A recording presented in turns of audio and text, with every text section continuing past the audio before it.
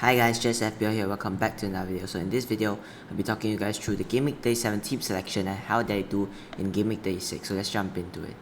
So as you can see in Game Week 36, I scored a total of 93 points, took a -8 hit and managed to pay off with, I took out Reece James, who scored 30 points, for Joao Cancelo, who scored 14 points with a 1 point gain, and then Broja, who scored 1 point for Nketiah. I think Broja scored 2 for Nketiah, who got 15 points, and Schmeichel in 8 points, and took out Jose Sar, who only managed to get, I believe, 2. So it was an impressive game week for me, and I was not really happy with the game week, especially with Salah only scoring 6 points now. 3-pointer, and I really feel bad for those who did triple captain him. Now Salah, it was between Salah, Son, Kane, Kevin De Bruyne, Joao Cancelo for the argument of captaincy, and I think if you went for Kevin De Bruyne, outstanding.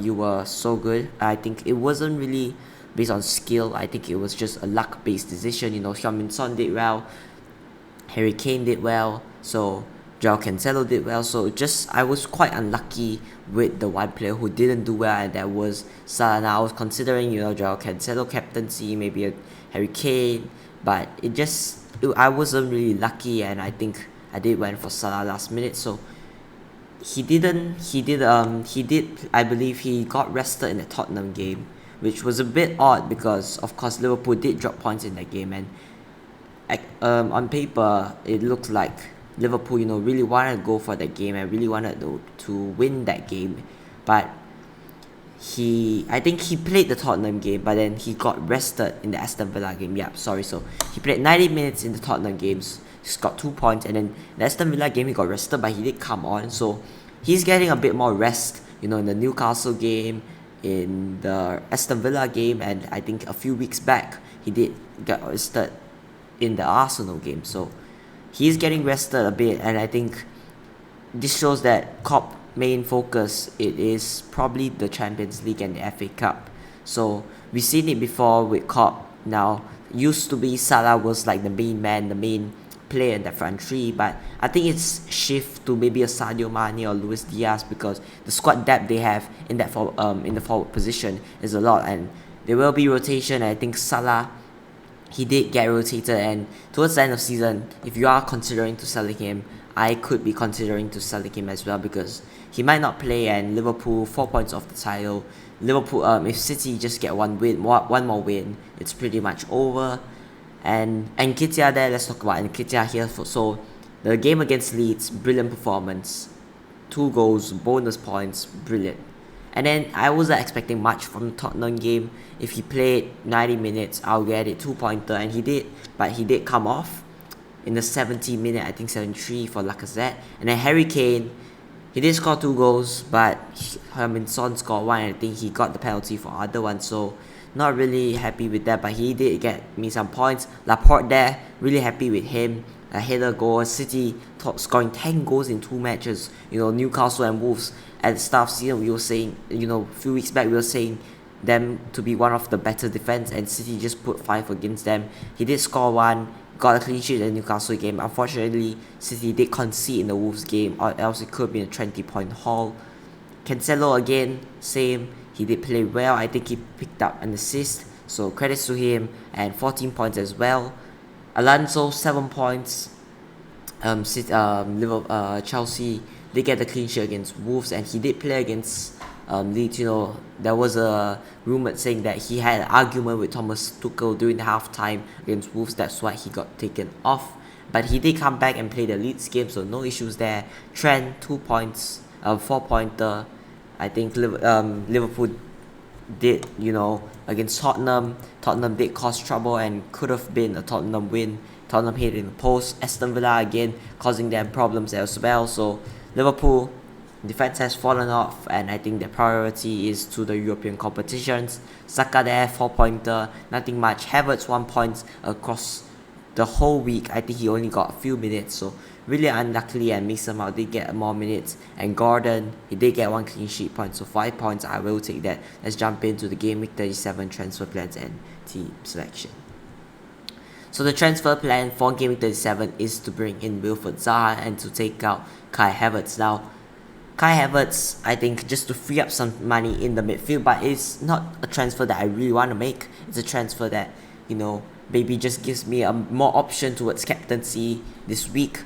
Because of course there is Salah, there is those single game week players, but I just feel like I do want to captain a double game week player. So Wilfried Zaha, great fixtures. Rumors says that he might play as a striker, as Aston Villa strikers aren't doing that well recently, and if he does, it will be great value for a midfielder playing as a striker. Of course, in the past few this season, we have seen that a few times this season, like Kai Havertz, for example.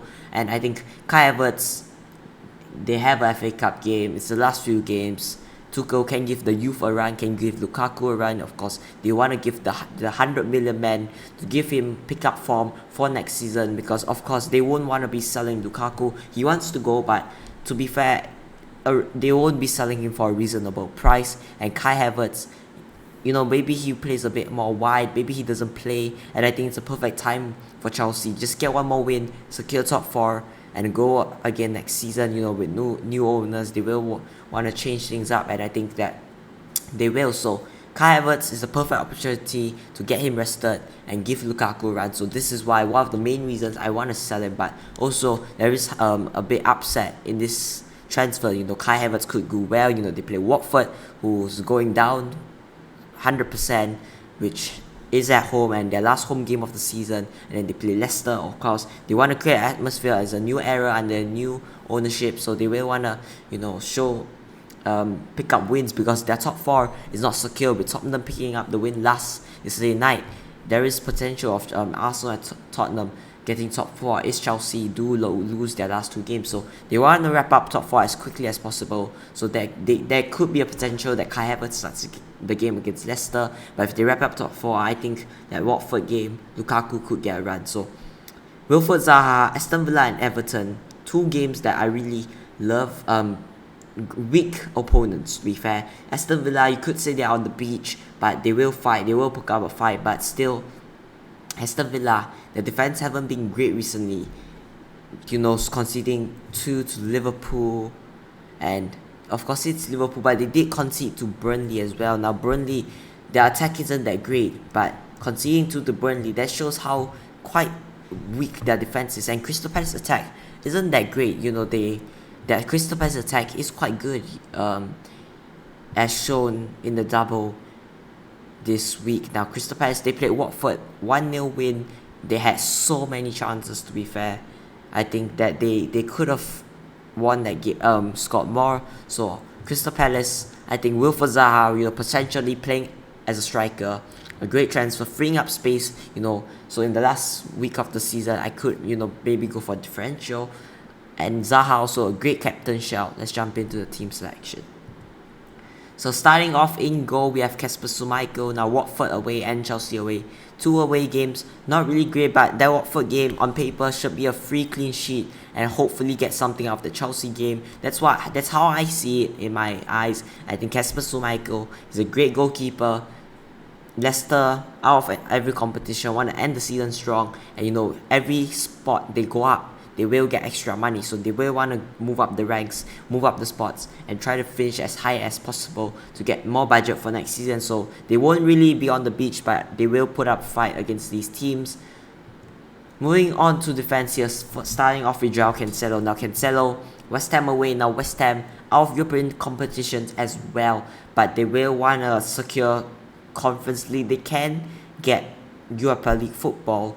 They are 3 points behind United with a game in hand with better goal differential. So if they do win this game, they will move up to the Europa League spot. But in my eyes, I see that David Moyes playing a low line, playing deep, and just attacking on the counter. It fits City's style of possessive football. They'll control the game, take shots, and it could go really well. It could be a 4-5 goals that we see, or it could go really bad and City might end up losing this game or drawing this game.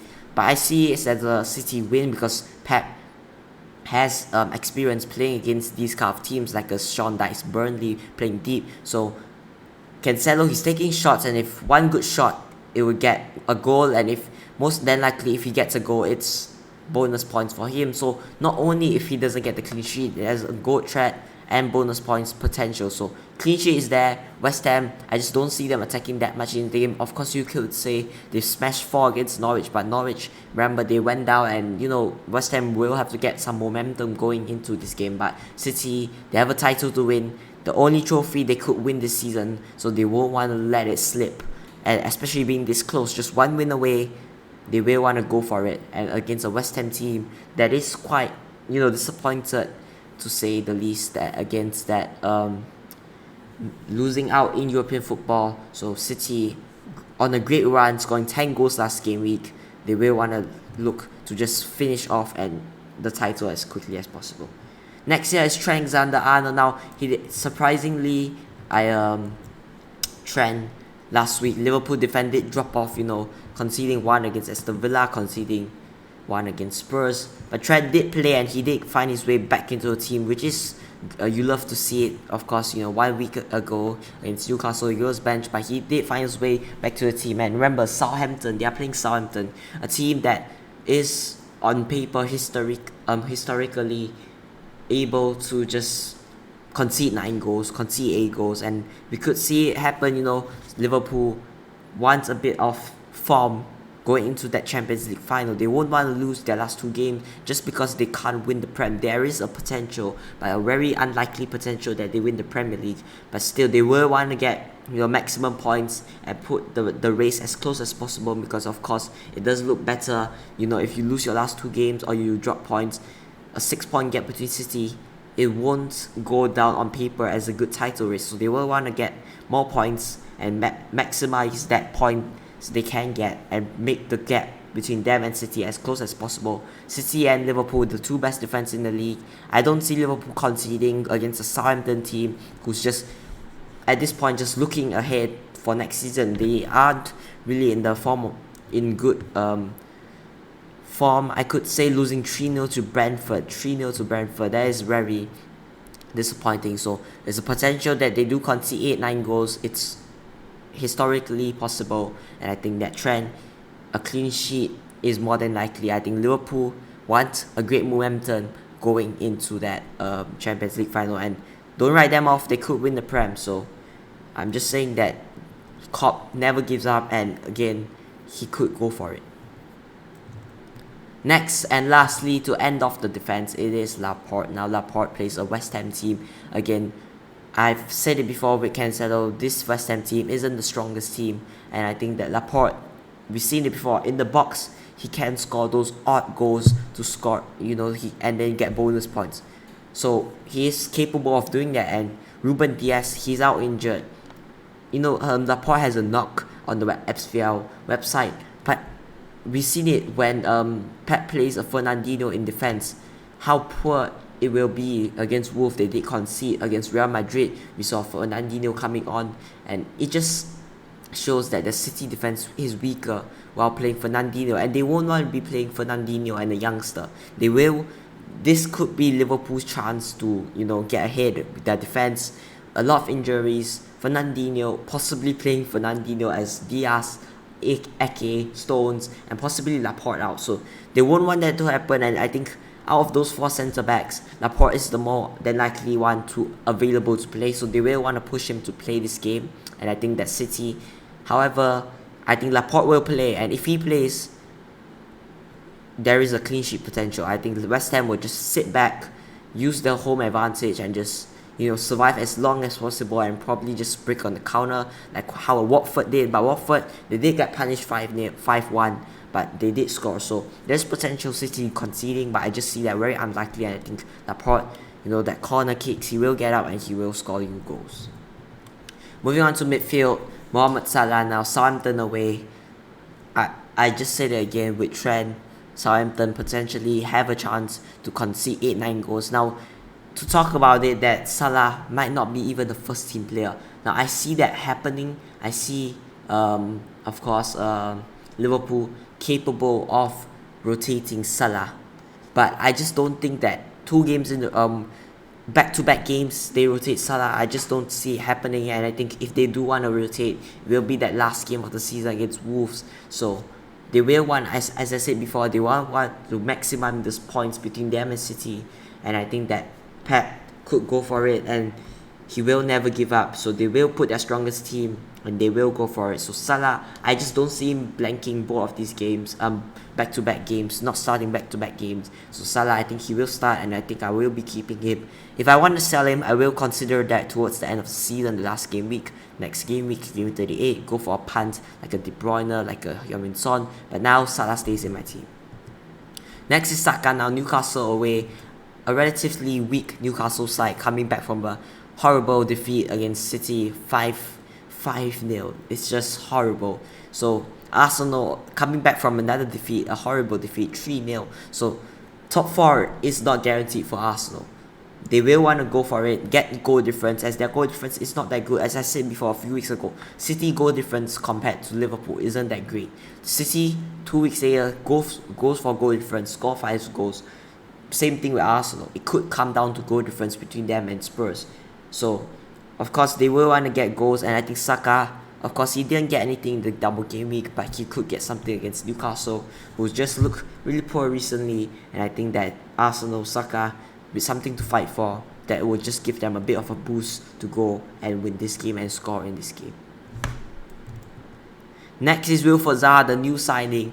I talked about him, and I will talk less about him because I talked about him a lot just now, and I think that a brilliant option. If he plays up front, we seen how he is. He's on penalties, so if he takes penalties, he will be that. We know in FPL penalty takers are very valuable, and for Crystal Palace side who could win a lot of penalties, we have skillful players like Olise, Eze, these kind of players, even Zaha, they are very skillful players and they will create penalties. And I think that Zaha, if he plays up front, is a really good option. And last game against United, remember, they are not a top 6 side now. They are a very weak defensive team. They are good, quite, you could say, decent attackingly, but their defense is really poor. And Zaha, former United player, he does have that. He just plays really well against United. We've seen it before, so he could go on a run there against United. 2 brilliant fixtures, not much to talk about him. I talked about him just now. I just think he's a really great player to own, penalty taker as well. To finish off the midfield, Anthony Gordon, Brentford and Crystal Palace at home. Brentford, okay, you could say they have improved, but remember, they are a team who have conceded quite a lot of goals, and Everton, they are fighting for survival. Brentford, they are on the beach, they most likely survive. Crystal Palace as well, so Everton, they will want to go give it their all to just survive, just secure that spot in the Premier League next year. So last 2 crucial games, because the Arsenal game, you could say Arsenal also fighting for top 4. You could say their chances of winning that game is very unlikely, and these 2 games, they will want to go for it. So Gordon, he's looking very good, he's taking shots, he's dribbling players, and I think I won't be surprised if he gets a big haul this week. Brentford, Crystal Palace, they're on the beach, a great differential as well, a cheap enabler as well. Moving on to the forward, starting off with Harry Kane now. I just think that we have to accept that there's no point in going from Kane to Son now. I think if you want to go for Son, if you have a Bruno Fernandes, if you still have him, a Mohamed Salah, I think the best way for you is just Salah to Son. And that's why I'm considering next week a Salah to Son and captain Son for the last day. I think Son is brilliant, and I think that Harry Kane is good as well. But when you have Son in the game, and he's a midfielder like a striker, he will get extra points for goals. And I think Kane, he's had his chance to shine, but I think that he will play well against a Burnley side. Mike Jackson is not a Sean Dyche Burnley side. Sean Dyche used to sit deep against big teams. It's a Mike Jackson. He will, go up and not sit deep. He will fight, and I think that could cause them problems. Spurs top 4 is not written off for them, and they will go for it as well. So Kane is a brilliant option. He's on penalties, but I think Son is just slightly better. Like, no one is appreciating what he's managed to produce just because of Heung-min Son. I think you should start appreciating him. He's getting you points, and he's maximizing the gap between Son and Kane. Next is Nketiah. Now Nketiah, I brought him in. He's a brilliant player who just wants to go and prove that he is the one for the striker spot, but I just don't think he will be the main man up front next season. And I think Arsenal will sign a new striker, but he has something to prove, and he will go and prove it. We have saw it before. Newcastle, a weak side, as I spoke before, and I think Nketiah, He's a brilliant forward, a good finisher. His pressing is really good, and I think he will get something out of this Newcastle game. Lastly, Mateta. Now, Mateta didn't play in the last week against Watford. He did come. I think Mateta did. I think he did come on against that. Yeah, he did come on for 7 minutes against Watford. Not the best. Crystal Palace have a lot of forwards up front, and towards the end of the season, they will put some youngsters. They will experiment, maybe Zaha up front. So I think Mateta, I will start him just for the sake of him having a double. Maybe he starts one of those games, and if he does start one of those games, it's a brilliant fixture. So if he does start one of those games, I am even happy to see him get just 2 points. The forwards this season are just really bad, and I think for 5.3 million, you can't get really much more than that. Moving on to the bench real quick, Dumbreka, Arsenal at home. I just don't think that I will be starting him again of Schmeichel. He dropped down to 4.4. Arsenal just look really good attacking, so Dumbreka, he stays on my bench. Alonso, first on my bench now. I could play him against Mateta, but of course I do back the double game week player. I could make a last minute decision to play him against Mateta, but I just don't think that is a popular thing to do, to play a double game week player on the bench.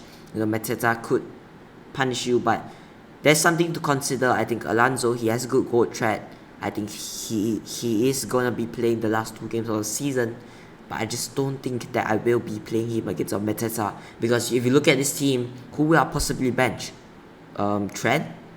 No, Nketiah? Yeah, Nketiah, but he is a good finisher playing in a good side that create chances. So Alonso, I think I will be keeping him on my bench, unless I will think about it, but I think he just stays on my bench. Next is Ramsey. Now Ramsey, he is injured, and if we get more information, maybe I start him, but again, a benching headache. Do I start him against who? Maybe Nketiah, maybe a Saka, maybe a Mateta, but I just think he will be on my bench. I think one of my worst transfers I made this season to go from him, and I think that the midfield spot is so valuable, but he will be on my bench. Maybe we get last minute news. So even if he does play one game, I just don't think it's enough. And lastly, Shah, he's fallen out of the Newcastle team, and I think that for cheap player, I just don't see to improve it. So captains real quick. Wilfred Zaha, a punt captain, but these captains and transfers are not locked in, but if I do go for him, I could captain him. And vice captains or Salah. Now I'm gonna say this, I would be tempted to captain Gordon, but I just don't see that happening. Less goal threat. I think Zaha captain, I think it's a good differential. Just look at my rank, maybe just I think I'm more than likely guaranteed top 100k, but maybe sneak back into top 50k. So Zaha's my captain. These transfers are not locked in. These captaincies are not locked in. So go follow me on Twitter, posting my final team there. And thank you guys for watching. It's been me, Jess FPL. See you guys in the next one.